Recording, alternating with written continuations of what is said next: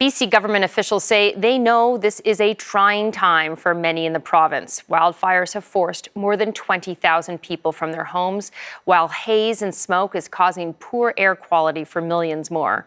BC's Forestry Ministry was part of an update on the fire situation in the province last hour. I know that people are tired. I know that there is anxiety when you see smoke on the horizon, and I can only imagine what it feels like to receive an evacuation order and suddenly have to decide what you can fit into your vehicle before leaving your home behind. For some British Columbians, that is a reality today.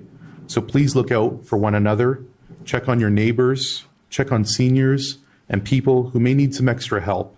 If someone has been evacuated, offer them a meal, a place to stay, a phone charger, or simply someone to talk to. The CBC's John Hernandez was listening to that update last hour from Vancouver, and he joins me live.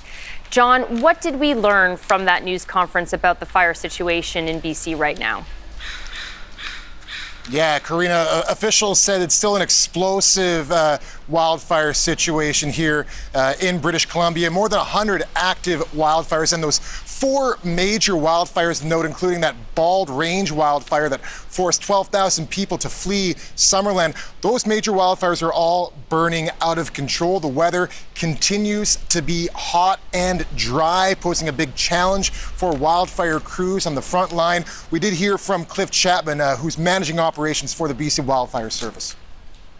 So obviously extremely challenging for all residents who've been evacuated, and we recognized and we heard even last night that people obviously would like to go home. They would like to see the extent of the damage, and we are working around the clock on the Bald Range fire to try to establish control lines, to try to establish tactics that can allow the safe return home.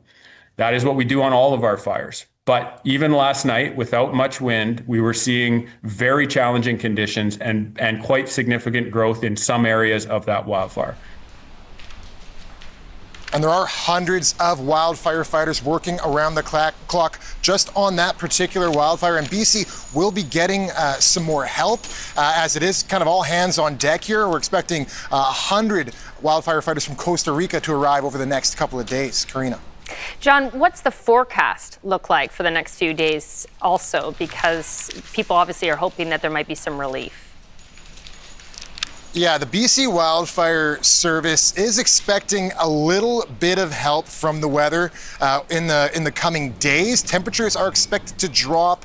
Relative humidity is expected to increase. And also there might even be some rain. However, the big takeaway from the BC Wildfire Service is they're not going to count on that rain until it actually materializes. So not counting the chickens before they hatch per se. So still a difficult number of days ahead. These fires still burning rapidly out of control. Not too much wind on the horizon as well. And as it comes, if that rain doesn't materialize, there's still concerns over dry lightning strikes, which can start new fires across the landscape as well. So hopeful, but planning for the worst as these wildfires still just rage and devastate communities. John, thank you very, very much. The CBC's John Hernandez in Vancouver.